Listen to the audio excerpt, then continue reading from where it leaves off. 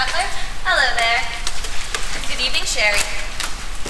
Really, Sherry, you have the inside of this room looking like an old parrot cage. Did you nap while I was out? What's the matter, dear? Cat got your tongue?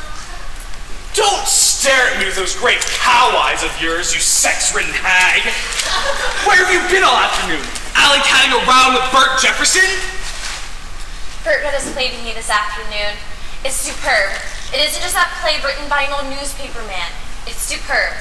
I want you to read it tonight. It just cries out for Cornell. Will you send it to her? And will you read it tonight? No, I will not read it. Or any other time for that matter.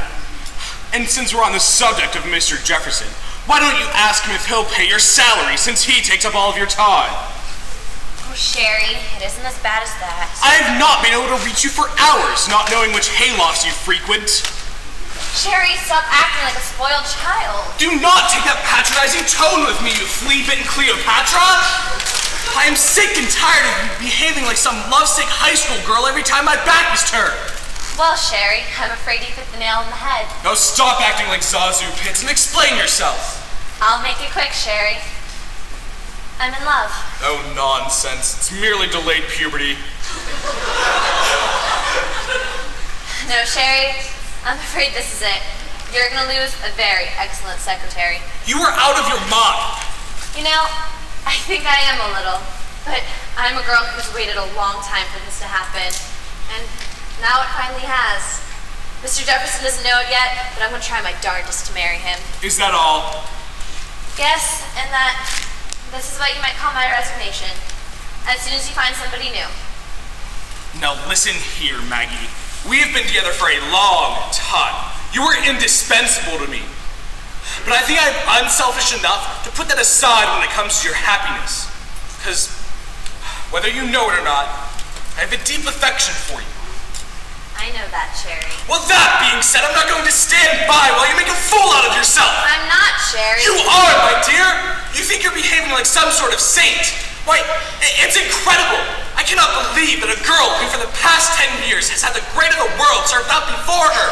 I cannot believe that this is anything other than temporary insanity when you were swept up off your feet in less than 7 days by a second-rate small-town newspaper man. Sherry, I can't tell you how this has happened. I can only tell you that it's so. I'm having a hard time believing it myself. Here I am, a hard-bitten old cynic behaving like a True Story magazine and liking it. Discovering the moon and ice skating. I keep laughing to myself all the time, but what can I do? There it is. I'm in love. We're leaving here tomorrow. Hip or no hip, I don't care if I fracture the other one. Get a train schedule and start packing. I'll get you out of here, Miss Stardust. I'll get those ants out of those moonlit pants. It's no good, Sherry. I'll be back on the next train. Can you just see yourself? The wife of the editor of the Mazzalia Journal. Having a dinner at home for Mr. and Mrs. Stanley, Mr. and Mrs. Poopface, and the members of the Book of the Month Club? Sherry, I've had 10 years of the great figures of our time. And don't think I'm not grateful to you for it. They've been great years. I don't think anyone's had the fun that we've had. But a girl can't laugh all the time, Sherry. There comes a time when she wants Bert Jefferson. Oh, you don't know Bert, Sherry. He's gentle and unassuming, and, well, I love him. That's all. Well, fine. I remain completely unconvinced. You were drugging yourself into this Joan Crawford fantasy. And before you become completely numb, I'm going to try my damnedest to bring you to your senses. Now you listen to me, Whiteside. I know you. Lay off. I know what a devil you can be. I've seen you do it to other people, but don't you dare do it to me. Don't drug yourself into the idea that all you're thinking of is my happiness. You're thinking of yourself a little bit too, and all of those months you'll have to spend breaking in somebody new. I've seen you in a passion before when your life has been disrupted, and you couldn't dine with Boo-Boo on the 12th in Calcutta. Well, that's too bad, but there it is. I'm gonna marry Bert if he'll have me, and don't you dare try any of your tricks. I'm on to each and every one of them. That's my message to you, Big Lord Fauntleroy.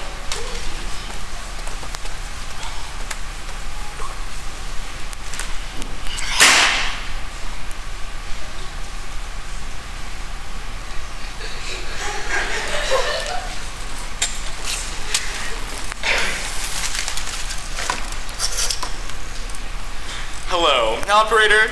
Yes. I'd like to make a transatlantic call. Hello, transatlantic operator? Hi, I'm trying to reach a Miss Lorraine Sheldon. Sheldon.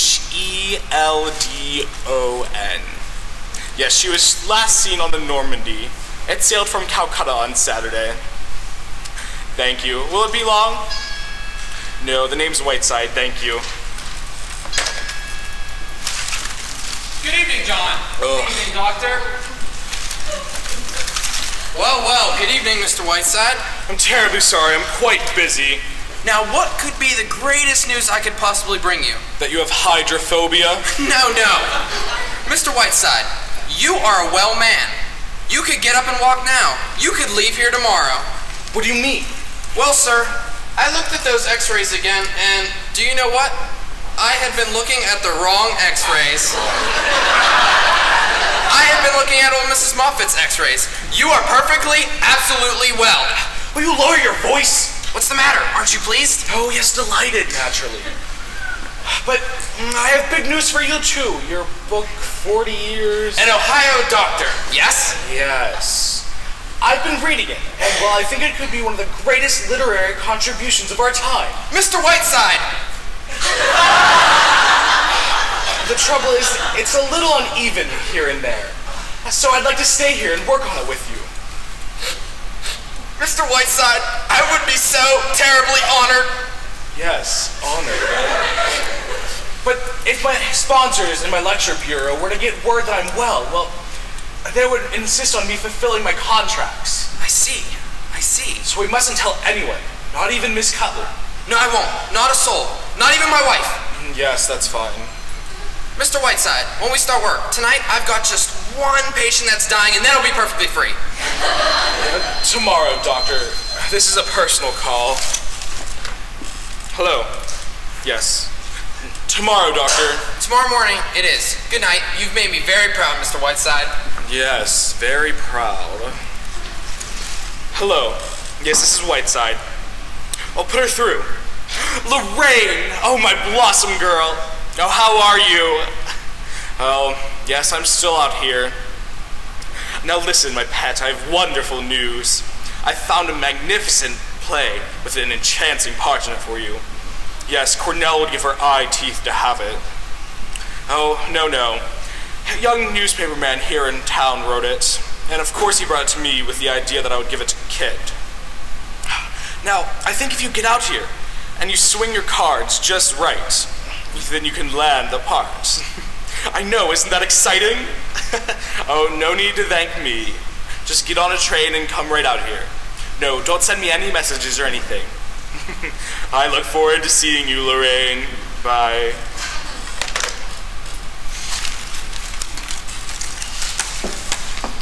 Why don't you look absolutely radiant this evening, Miss Preen? What?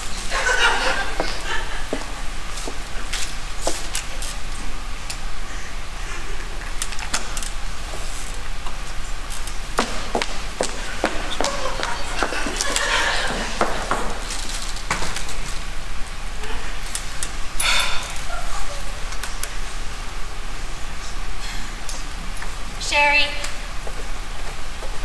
I'm sorry for what I said before. I'm afraid it was a little unjust. Oh, it's quite all right, my dear. We all lose our tempers now and then. Well, I promised Bert that I would go have dinner with him and see a movie, but we'll come back here and play cribbage with you instead. That's fine. Goodbye. Bye, my dear.